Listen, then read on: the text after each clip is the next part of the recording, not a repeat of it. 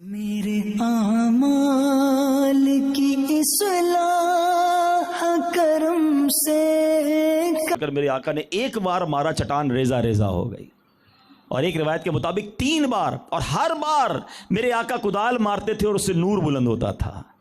تو یہ ہے میرے آقا کی شجاعت، یہ ہے میرے آقا علیہ الصلوۃ والسلام کی طاقت۔ اب میں آتا ہوں اپنے اصل موضوع کی طرف، آپ کو ریئلائز کروانا ہے، آپ کے ذہن میں یہ کیفیت بتانی ہے کہ جس شخصیت کا ذکر خیر ہو رہا ہے اس سے بڑی شخصیت اس زمین پر نہیں آئی۔ اللہ پاک نے اپنے حبیب کو ہر طرح کی صلاحیتوں سے نوازا، زمین پر کھڑے ہو کر چاند پر قدرت بھی دی، اللہ نے فزیکل پاور بھی دیا، نبی پاک کو کمالات بھی عطا فرمائے، ہر وہ چیز تھی، مگر اس کے باوجود میرے آقا کی صفت عادت کریمہ کیسی تھی؟ عاجزی تھی، انکساری تھی، تحمل تھا، معافی تھی، درگزر تھا، بدلہ نہیں تھا۔ آج ہمارے پاس تھوڑے پیسے آ جائیں، آج ہمارے پاس تھوڑی طاقت آ جائے، آج ہمارے ساتھ کوئی 10 15 20 لوگ مل جائیں، ہمارا تو انداز ہی بدل جاتا ہے۔ اب میں بتاؤں گا کون ہوں، اب بدلہ لیتے لوگ، ظلم کرتے ہیں، جگہ پہ قبضہ، دشمنیاں۔ بدقسمتی سے آج حال یہ ہے کہ مسلمان کے خون کا پیاسا بنا ہوا ہے، قبیلوں کی لڑائیاں چلتی ہیں، خاندانوں کی لڑائیاں چلتی ہیں، کوئی کسی کو معاف کرنے کے لیے تیار نہیں ہے۔ ایک طرف تو کہتے ہیں ہم نبی پاک کے امتی ہیں، اور دوسری طرف نبی پاک کے اس طریقہ کار کو بھول گئے۔ اچھا نعتیں سب سنیں گے کہ سلام اس پر کہ جس نے گالیاں سن کر دعائیں دیں، سلام اس پر کہ جس نے خون کے پیاسوں کو کبائیں دیں، لیکن کیا ہمارا یہ انداز ہے کہ ہمیں کوئی برا بھلا کہے تو ہمیں صبر آ جائے؟ ہم تو مرنے مارنے اور جناب لڑائی جھگڑے کے لیے تیار ہو جاتے ہیں۔ سنو میرے آقا علیہ الصلوۃ والسلام کا انداز کیا تھا کہ ایک بار نبی پاک علیہ الصلوۃ والسلام باہر آئے تو صحابہ کرام کھڑے ہو گئے، تو نبی پاک نے فرمایا کہ اس طرح نہ کھڑے رہا کرو جیسا کہ عجمی لوگ ایک دوسرے کی تعظیم کرتے ہیں، میں تو ایک بندہ ہوں، بندے کی طرح کھاتا ہوں، بندے کی طرح رہتا ہوں، اللہ کے حبیب ہیں، اتنا بڑا مقام، مگر یہ پسند نہ فرماتے کہ ان کے لیے کھڑا ہوا جائے۔ اور آج ایسے بھی لوگ ہیں جن کے لیے کھڑے نہ ہو تو برا لگ جاتا ہے، بلکہ اپنے ملازمین کو تو یہ اختیار بھی نہیں دیتے کہ میرے سامنے بیٹھ سکے، کھڑے رہ کے بات کیا کرو۔ تمہیں کس نے کہا ہے بیٹھنے کی اجازت کس نے دی ہے؟ بتاؤ، یہ تکبر نہیں ہے، یہ گھمنڈ نہیں ہے؟ اور تکبر کسے کہتے ہیں کہ آپ اپنے آپ کو بہتر سمجھ رہے ہیں نا، حقیر دوسروں کو سمجھ رہے ہیں، یہ کھڑے کیوں نہیں ہوئے میرے لیے؟ نبی پاک علیہ الصلوۃ والسلام کے بارے میں آتا ہے کہ بی بی عائشہ صدیقہ رضی اللہ تعالیٰ عنہا فرماتی ہیں کہ آقا علیہ الصلوۃ والسلام کبھی کبھی اپنے پیچھے سواری پر اپنے کسی خادم کو بھی بٹھا لیا کرتے تھے، اپنے گھوڑے پر۔ ذرا سوچو، خادم کو بٹھانا۔ پیارے آقا علیہ الصلوۃ والسلام کی سواری ایک بار فرماتی ہیں کہ جنگ قریظہ کے دن آپ کی سواری کے جانور کی لگام چھال کی رسی سے بنی ہوئی تھی، بالکل ایک جس کو کہیں ہلکی سی چیز۔ مطلب یہ سادگی کا انداز دیکھیں۔ نبی پاک علیہ الصلوۃ والسلام کا یہ بھی انداز ہوتا کہ غلاموں کی دعوت بھی قبول فرماتے۔ ایک بار ایک غلام آیا، کہتا حضور جو کی روٹی ہے اور پرانی چربی ہے میرے گھر پہ، مینیو بھی بتا دیا، آپ تشریف لائیں گے دعوت کو؟ اللہ کے حبیب علیہ الصلوۃ والسلام اس کی بھی دعوت قبول فرماتے۔ آج ہمارا ملازم، ہمارا غریب رشتہ دار، ہمارا غریب پڑوسی ہمیں دعوت دے، ٹائم نہیں ہے بھائی، بہت بیزی ہوتا ہوں۔ امیر بلائے تو سب سے پہلے پہنچ جاتے ہیں۔ اپنے دل سے پوچھیں یہ کیا ہے؟ کیوں اچھے نہیں لگتے غریب آپ کو؟ کیوں نہیں لگتے کمزور لوگ اچھے؟ کیوں بڑے لوگوں کے پاس جانے کو جی چاہتا ہے، ان کے پاس جانے کو جی نہیں چاہتا؟ نبی پاک کی سیرت تو یہ ہے کہ مقام سب سے اعلیٰ ہے، سب سے اولیٰ و اعلیٰ ہمارا نبی، مگر غمزدوں کی کیسے داد رسی کر رہے ہیں، غریبوں کے گھروں پہ جا رہے ہیں، مسکینوں کی مدد فرما رہے ہیں، اور اپنے آپ کے بارے میں انداز یہ ہے اپنے گھر والوں کے ساتھ کھانا بنانے میں ہاتھ بٹاتے۔ ایک بار نبی پاک علیہ الصلوۃ والسلام کے بارے میں آتا ہے کہ آپ علیہ الصلوۃ والسلام کہ جوتوں کا تسمہ، میرے آقا علیہ الصلوۃ والسلام کے نالین شریف کی لیس جس کو کہتے ہیں تسمہ، وہ ٹوٹ گیا، تو حضرت عبداللہ بن عامر کہتے ہیں کہ میں نے عرض کی حضور میں اسے صحیح کر دیتا ہوں، تو اللہ کے حبیب علیہ الصلوۃ والسلام فرمائے کہ صحیح ہے کہ تم اس کو ٹھیک کر دو گے، مگر میں اس کو پسند نہیں کرتا کہ میں تم لوگوں پر اپنی برتری اور بڑائی کو ظاہر کروں۔ اللہ اکبر، اپنے جوتوں کے تسمے بھی خود ٹھیک کرنے ہیں، اور آج ہم اپنے ہاتھ سے اپنا کام کرنے کو کسر شان سمجھتے ہیں، اپنی جس کو کہیں کہ اوقات کم ہو گئی۔ نہیں جناب، میں نے یہ اس لیے موضوع چنا ہے کہ ہر وہ طاقت، ہر وہ صلاحیت جس پر آج بندہ غرور کرتا نظر آتا ہے، میں بڑا حسین ہوں، میرے آقا سے زیادہ دنیا میں کوئی حسین نہیں آیا. میں جناب بڑا با کمال ہوں, نبی پاک سے بڑھ کر با کمال اس دنیا میں کوئی نہیں آیا. ارے میں بڑا طاقتور ہوں, میرے آقا سے بڑھ کر طاقتور اس دنیا میں کوئی نہیں آیا. ارے میرے بڑے ساتھی ہیں, ارے میرے آقا تو وہ ہے جن کے خادم فرشتے ہوا کرتے ہیں, مگر نبی پاک عاجزی اور انکساری اختیار کریں. نبی پاک صحابہ اکرام علیہ رضوان کے ساتھ گھل مل کر رہیں, اور ہمارا انداز ہی الگ ہے. ہمیں تو تھوڑے سے پیسے مل جائیں, کسی کو کوئی منسٹری مل جائے, کسی کو کوئی عہدہ مل جائے, کوئی تھوڑا سا مشہور ہو جائے. میں معذرت کے ساتھ, چونکہ مذہبی لوگ بھی بیٹھے, ہم اللہ پاک ہمیں دیکھیں, جو تکبر ہے نا, گھمنڈ, یہ شیطان کا ایسا وار ہے کہ وہ بڑے بڑے لوگوں کے دلوں میں داخل کر دیتا ہے. اللہ ہم سب کو محفوظ فرمائے. آپ کو معلوم ہے اس دنیا میں سب سے پہلا گناہ کیا ہوا؟ سب سے پہلا گناہ حسد اور تکبر. سب سے پہلی نافرمانی یہی تو تھی. شیطان نے اپنے آپ کو یہی تو کہا تھا نا, انا خیر من, میں اس سے بہتر ہوں آدم سے.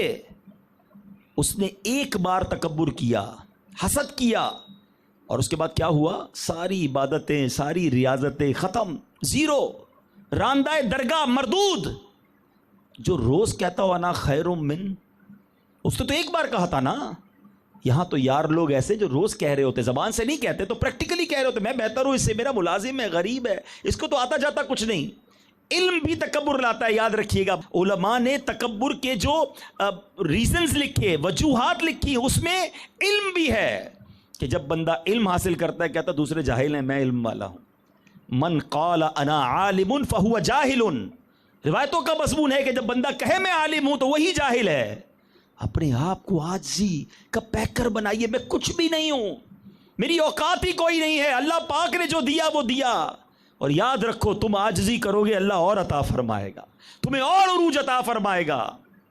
تو بہرحال اللہ کے حبیب علیہ الصلوۃ والسلام کی عاجزی بھی دیکھو, اور اس کے بعد دشمنوں کی معافی بھی دیکھو. کیسے کیسے واقعات پڑے ہیں. وہ آپ بھول گئے, غورس نام کا ایک شخص آیا تھا, نبی پاک تنہا اکیلے آرام فرما رہے تھے, کوئی گارڈ, کوئی سیکیورٹی نہیں تھی.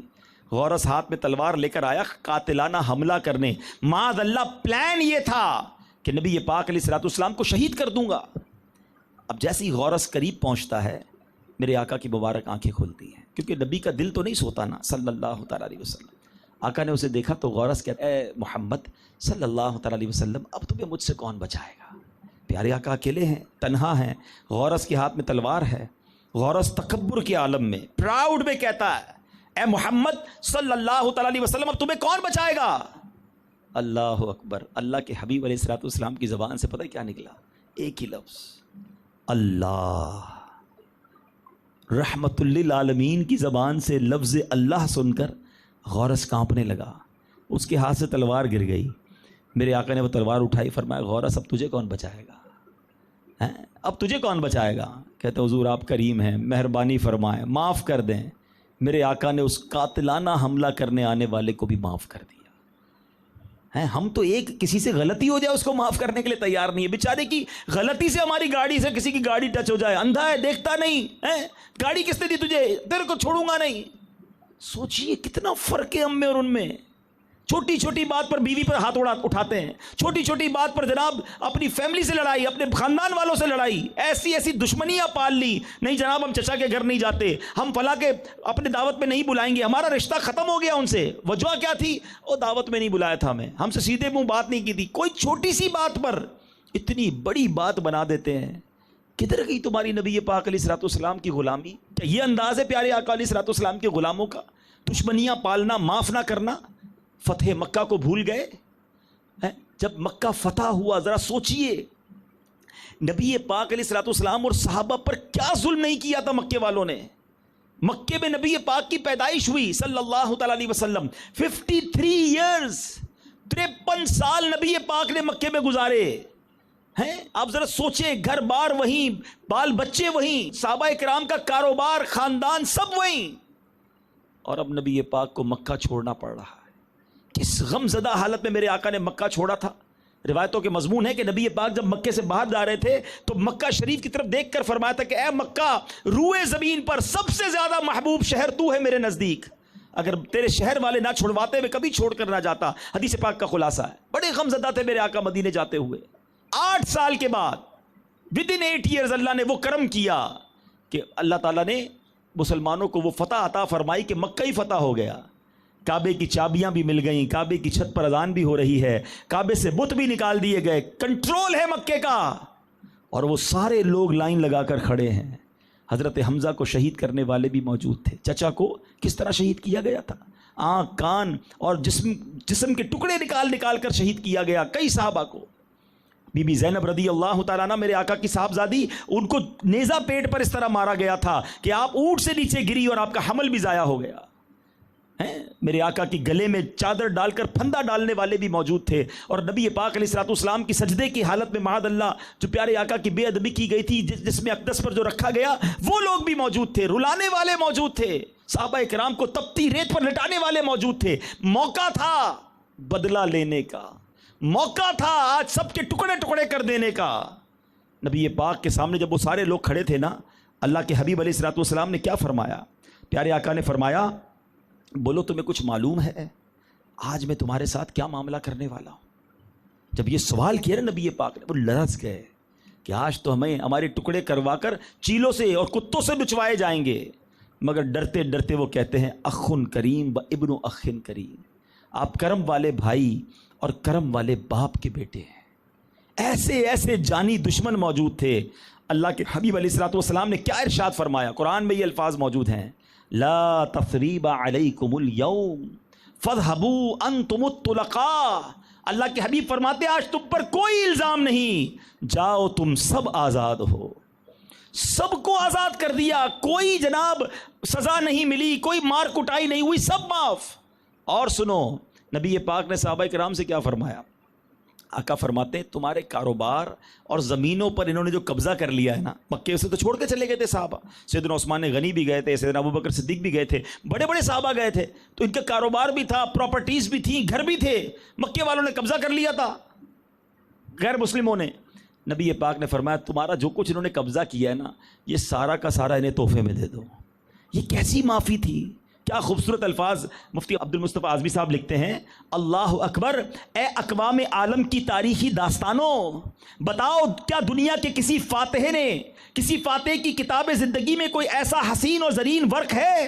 اے دھرتی خدا کے لیے بتا، اے آسمان خدا کے لیے بول، کیا تمہارے درمیان کوئی ایسا فاتح گزرا ہے جس نے اپنے دشمنوں کے ساتھ ایسا حسن سلوک کیا ہو؟ اے چاند اور سورج کی چمکتی اور دوربین نگاہوں، کیا تم نے لاکھوں برس کی گردش لیل و نہار میں کوئی ایسا تاجدار دیکھا ہے؟ تم اس کے سوا اور کیا کہو گے کہ یہ نبی جمال و جلال کا وہ بے مثال شاہکار ہے کہ شاہان عالم میں اس کا تصور محال ہے۔ اس لیے ہم دنیا کو دعوت نظارہ کا چیلنج دیتے ہیں کہ ساری دنیا نے ایسا منظر نہیں دیکھا ہوگا۔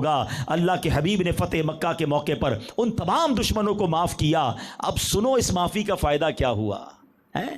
تاریخ کی کتابوں میں لکھا کہ بڑے بڑے سرداران قریش، بڑے بڑے لوگ رونے لگے کہ ہم نے ان کے ساتھ کیا کیا اور انہوں نے ہمارے ساتھ کیا کیا، اور اس معافی کی برکت سے وہ نسل در نسل مسلمان ہو گئے، جوک در جوک مسلمان ہوئے۔ مسلمانوں کی تعداد کتنی بڑی، صرف اس سے اندازہ کیجئے گا۔ سمجھدار لوگ بیٹھے ہیں، 2 سنہ ہجری میں بدر ہوتا ہے، کتنے مسلمان تھے؟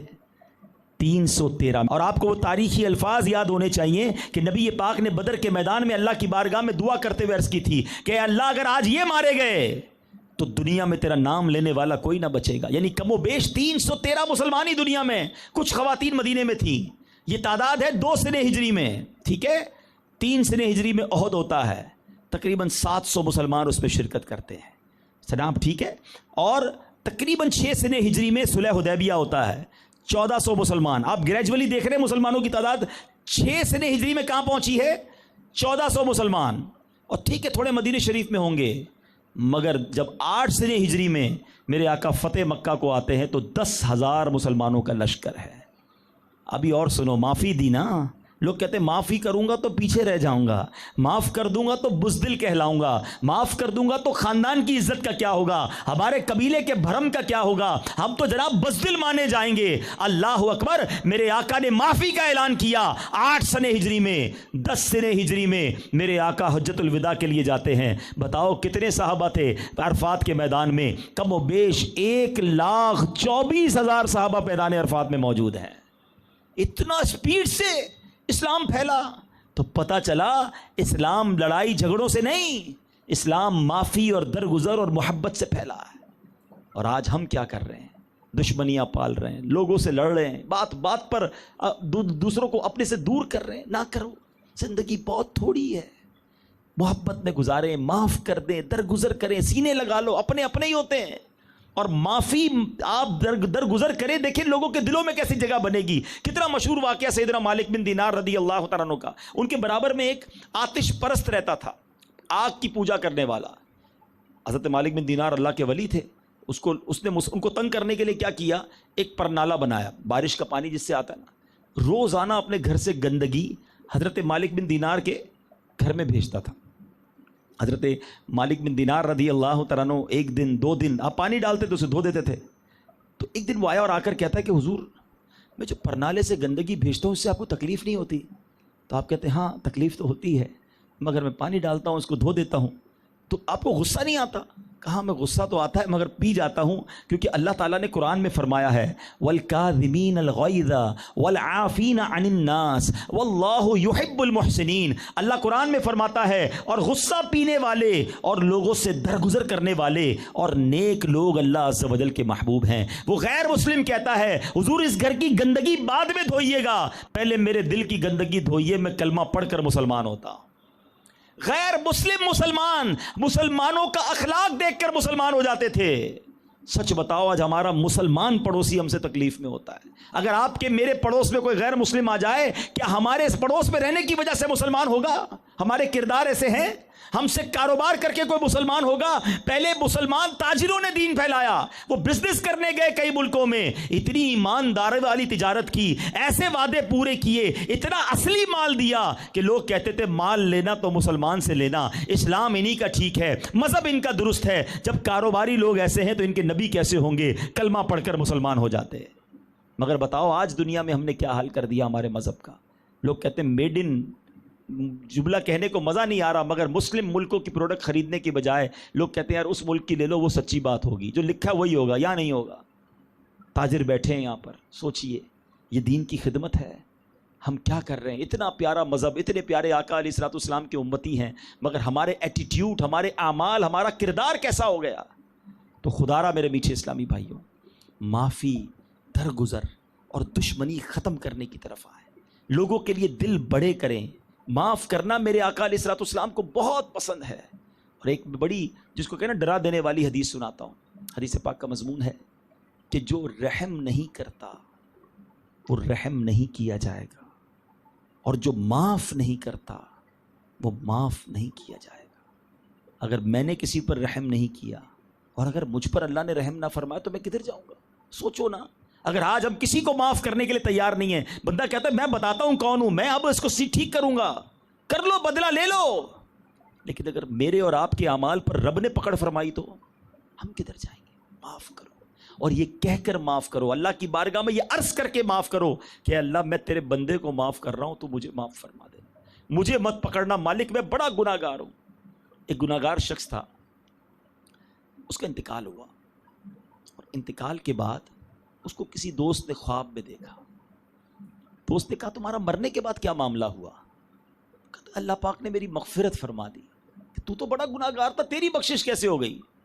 کہ ماجرا یہ تھا کہ ایک بار گھر میں بیوی نے کھانا بنایا اور نمک بہت زیادہ ڈالا، مجھے بڑا غصہ آیا، جی تو چاہا کہ بیوی کو ابھی سزا دوں، پلیٹ اٹھا کر منہ پر ہی مار دوں۔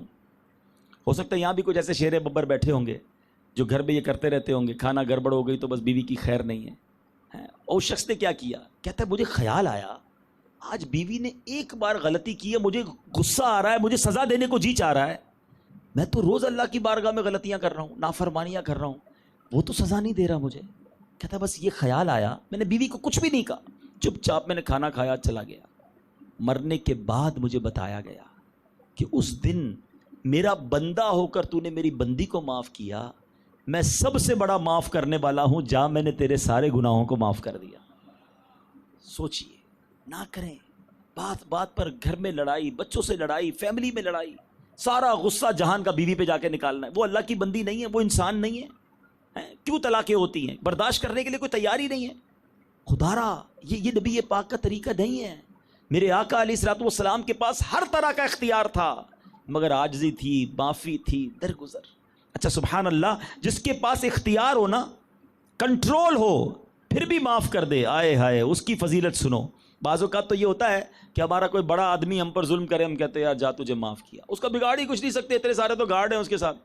کمال یہ ہے کہ آپ کسی سے بدلہ لے سکتے ہیں، اس پر غصہ نافذ کر سکتے ہیں، کنٹرول ہے آپ کو، اور اب آپ اللہ کے لیے معاف کر دیں۔ سبحان اللہ۔ ابو داؤد کی حدیث میں ہے، جس نے غصے کو ضبط کر لیا حالانکہ وہ اسے نافذ کرنے پر قادر تھا، تو اللہ عز و جل بروز قیامت اس کو تمام مخلوق کے سامنے بلائے گا اور اختیار دے گا کہ جس حور کو چاہے لے جائے۔ غصے پر کنٹرول کرنا سیکھو۔ بخاری شریف کی حدیث ہے، جو لوگ کہتے ہیں نا نہیں یار میں بتاتا ہوں میں کون ہوں، میں پہلوان ہوں، میں طاقتور ہوں، نہیں، پہلوان وہ نہیں ہے۔ بڑی مشہور بخاری شریف کی حدیث ہے جس کا مضمون ہے کہ پہلوان وہ نہیں جو غصے کے وقت کسی کو پچھاڑ دے، پہلوان وہ ہے جو غصے کے وقت اپنے آپ کو قابو میں رکھے۔ یہ زیادہ مشکل ہے، واقعی پہلوانی والا کام ہے، بڑا آسان ہے۔ آپ کو کسی نے گالی دی، آپ نے بھی گالی دی، اس نے تھپڑ مارا، آپ نے پتھر مارا، کوئی کمال نہیں ہے۔ کمال یہ کہ ضبط کر لیا، برداشت کیا۔ یہ ہے نبی پاک کا طریقہ، اور یہ ہے وہ غلامی جو میں نے اور آپ نے سیکھنی ہے۔ میں چاہتا ہوں اللہ کرے کوئی ایک میرا بھائی بھی اپنے کسی دشمن کو معاف کر دے، اپنی کسی خاندانی رکاوٹ کو دور کرے جو دوریاں کر دی ہیں۔ اچھا پھر ایک اور پرابلم ہے، ایک تو خود معاف نہیں کرتے یا پھر معافی نہیں مانگتے، ایسا بھی ہوتا ہے۔ مثال کے طور پہ دو دوستوں میں لڑائی ہو گئی، بچپن کے دوست تھے، اب وہ ادھر بیٹھا کہتا معافی مانگے گا تو اس سے بات کروں گا، وہ کہتا ہے یہ معافی مانگے گا تو میں اس سے بات کروں گا۔ میاں بیوی میں ناراضگی ہو گئی، بیوی کہتی ہے شوہر کی غلطی ہے، یہ میرے گھر آئے، میری ماں کے گھر، معافی مانگ کر لے جائے تو چلے جاؤں گی۔ شوہر کہتا ہے نہیں میں نہیں، یہ آ کے معافی مانگے۔ دونوں ایک دوسرے کو یاد بھی کر رہے ہیں، دونوں کو ایک دوسرے کی یاد بھی آ رہی ہے، بیچ میں ایک سوری ہے، ایک معافی ہے جو انا بنی ہوئی ہے۔ رشتہ دار، چچا، ماموں، خالہ، عید کے دن بھی یاد آتے ہوں گے رشتہ دار، لیکن کہتے ہیں میری غلطی نہیں تھی، وہ معافی مانگے پھر چلے جائیں گے۔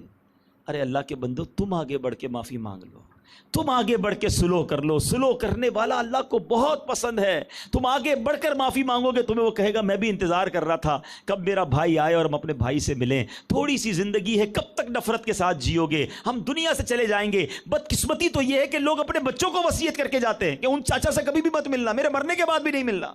توبہ توبہ توبہ۔ میں اپنے بیان کو اب کنکلوڈ کرتا ہوں، اشارہ دے رہا ہوں سمجھدار لوگوں کے لیے۔ آپ نے شب برات، شب قدر، جو مغفرت کی راتیں ہیں نا، آپ نے اس کی بشارتیں سنی ہوں گی کہ اتنے بخشے جائیں گے، اتنے معاف کیے جائیں گے، چند مجرم معاف نہیں کیے جائیں گے، ایسا ہے نا۔ اور ان چند مجرموں کی جب بھی ہم لسٹ پڑھتے یا سنتے ہیں نا، اس میں رشتے داری کاٹنے والا، قطع تعلق کرنے والا ضرور ہوتا ہے۔ یعنی یہ اتنا برا فعل ہے کہ قطع تعلق کرنے والا شب برات کو بھی نہیں بخشا جاتا، شب قدر کو بھی نہیں بخشا جاتا۔ اب بتاؤ، یہ ہم نے دل میں پال کے رکھے، یہ شیطان ہے جو تمہیں نہیں ملنے دے رہا، جو تمہیں اپنوں سے دور کیے بیٹھا ہے۔ مسلمان سے کیسے قطع تعلق کر سکتا ہے؟ اے میرے میٹھے اسلامی بھائیوں، آج خدارا یہ پیغام لے کر جاؤ، جو جھک جاتا ہے نا وہ اللہ کو بہت پسند آتا ہے۔ آپ کا قصور نہیں بھی ہے نا، آپ معافی مانگ لیں کہ بھائی میرے سے غلطی ہو گئی تو معاف کر دو، آؤ سینے لگتے ہیں، آؤ گھر پہ چائے بیٹھ کر پیتے ہیں، پرانی دشمنی ختم، پرانی رنجشیں ختم، مل کر زندگی گزارتے ہیں۔ بعض اوقات اپنے جو ہے نا اپنے ہی ہوتے ہیں، یاد رکھو، اپنا خون ہوتا ہے، ان کے ساتھ دشمنی نہیں ہونی چاہیے، کسی مسلمان کے ساتھ نہیں ہونی چاہیے، سب کو معاف کر دیں، اور اس نیت کے ساتھ آج یہ اعلان کریں کہ میں نے سب کو معاف کیا، اور میں اللہ سے دعا کرتا ہوں جو تیرے مسلمان بندوں کو معاف کرے، میرے مولا آج تو ہمارے گناہوں کو بھی معاف فرما دے۔ نیت کرتے ہیں میں نے سب کو معاف کیا، نیت کر لے یا اللہ میں نے سب کو معاف کیا، تو مجھے معاف فرما دے۔ وہ کریم ہے، وہ معافی کو بہت پسند کرتا ہے۔ شب قدر کی دعا یاد ہے، اللہم انک عفو کریم تحب العفو فاعف عنی۔ کیا مطلب ہے اس کا؟ اے اللہ تو معاف کرنے والا ہے، معافی کو پسند کرتا ہے، مجھے بھی معاف کر دے، مگر تم خود بھی تو پہلے معاف کرو۔ اللہ سے معافی مانگ رہے، بندوں کو معاف کرنے کے لیے تیار نہیں ہو، تو انشاءاللہ سب کو معاف کریں گے، مل جل کر رہیں گے، بدلہ نہیں لیں گے، درگزر۔ آپ یہ سمجھ لو کہ انسان سے غلطی ہوتی، ہو گئی غلطی، معاف کر دو۔ اپنے نوکر کو جھاڑ دیتے، نوکری سے نکال دیتے، تھپڑ مار دیتے، نہ کریں ایسا۔ اللہ پاک ہمیں معافی اور درگزر والا ذہن عطا فرمائے، دشمنیاں ختم کرنے والا بنائے۔ آخری حدیث اور کمال کا انعام ہے، میں پہلے انعام سناتا ہوں، پھر آپ کو اس کے اوپر ہم نے کرنا کیا ہے یہ بتاتا ہوں۔ حضرت ابو ہریرہ رضی اللہ تعالیٰ عنہ مروی ہے کہ جس بندے میں، حدیث پاک کا مضمون ہے، جس پہ 3 عادتیں ہوں گی اس کو ملے گا کیا؟ اللہ پاک قیامت کے دن اس کا حساب بہت آسان طریقے سے لے گا اور اس کو اپنی رحمت سے جنت میں داخل فرما دے گا۔ کون کون ہے جس کو یہ نام چاہیے؟ اور کیا چاہیے ہم کو؟ کہ اللہ جنت میں داخل کر دے اور ہم سے حساب آسانی سے لے، پکڑے نہ جائیں، مارے نہ جائیں۔ اب یہ 3 کام کرنے ہیں، یعنی انعام اتنا بڑا ہے کہ اگر 3 کام سنے بغیر بھی ڈن کرنا ہونا کہ جو بھی ہوں گے میں کروں گا، کیونکہ مجھے حساب آسانی سے ہو اور جنت میں داخلہ مل جائے۔ وہ 3 کام کیا ہے؟ اللہ کے حبیب فرماتے ہیں، نمبر 1، جو تمہیں محروم کرے تم اسے عطا کرو۔ ہم کہتے ہیں اس نے نہیں بلایا دعوت میں بھی نہیں بلاؤں، اس نے کبھی تحفہ دیا ہی نہیں، میں تو دوں گا ہی نہیں۔ ہم تو دیتے بھی اس کو، مسکراتے بھی اس کے سامنے جو ہم سے مسکراتا ہے۔ محروم کرنے والے کو عطا کرو۔ نمبر 2، جو تم سے قطع تعلق کرے تم اس سے ملاپ کرو۔ توڑ رہا ہے نا، تم جوڑو، نہیں مان رہا آپ جوڑنے کی کوشش کریں تاکہ آپ اس حدیث کے مصداق بن جائیں اور یہ انعام آپ کو مل جائے۔ نمبر 3، نبی پاک فرماتے ہیں جو تم پر ظلم کرے اسے معاف کر دو۔ اللہ کرے یہ 3 کام میں بھی کرنے والا بن جاؤں، آپ بھی بن جائیں، اور اس کے صدقے اللہ قیامت کے دن ہمارا حساب آسان کر دے اور ہمیں جنت میں داخلہ عطا فرمائے۔ تو ہے میرے میٹھے اسلامی بھائیوں، یہی محبتوں کا پیغام ہمارا اسلام دیتا ہے، یہی محبتوں کا پیغام دعوت اسلامی اللہ کی رحمت سے دنیا بھر میں پھیلا رہی ہے۔ خدارا نرم دل ہو جائیے، دشمنی، جھگڑے، لڑائی، غصہ یہ اسلام کا طریقہ نہیں ہے۔ غصہ آتا ہے تو اس کے علاج بھی روحانی طور پہ بیان ہوئے۔ غصہ آئے، آپ کو مشورہ دیتا ہوں، کچھ لوگ ہوتے ہیں کہتے ہیں ہمیں بہت غصہ آ جاتا ہے، کیا کریں، نہیں چاہتے پھر بھی آ جاتا ہے، تو اس کی بھی حدیثوں میں علاج موجود ہے، روایتوں میں علاج موجود ہیں۔ آپ کو جب غصہ آئے نا، آپ کھڑے ہیں تو بیٹھ جائیں، بیٹھے ہیں تو لیٹ جائیں۔ غصہ شیطان کی طرف سے، شیطان آگ سے بنا ہے، آپ وضو کر لیں۔ جب آپ وضو کریں گے آپ کا غصہ بہت زیادہ اللہ کی رحمت سے نیچے آ جائے گا۔ ایک طریقہ یہ بھی ہے کہ جس بندے پر غصہ آ رہا ہے نا، اس کے سامنے سے ہٹ جائیں، سامنے موجود رہیں گے، بار بار غصہ آئے گا۔ بیوی سے لڑائی ہو گئی، اس سے کوئی غلطی ہو گئی، وہ سامنے بیٹھی ہے تو بار بار اس کو سنائی جا رہے ہیں، اتنا بڑھ جائے گا، اتنا بڑھ